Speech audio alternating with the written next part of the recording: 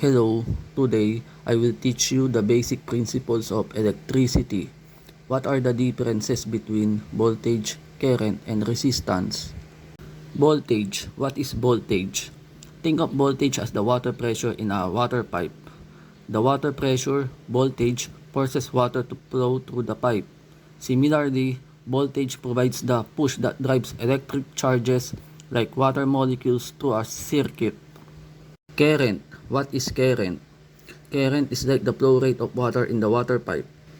It measures how much water or electric charge is flowing past a certain point in a given amount of time.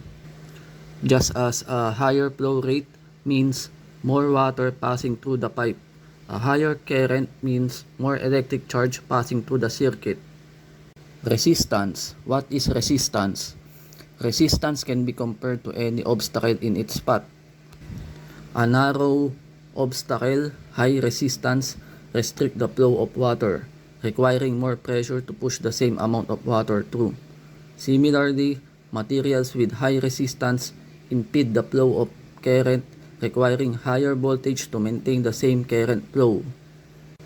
So, in this water analogy, voltage is like water pressure, current is like the flow rate of water, and resistance is like the obstacles or narrowness in the path of the water flow.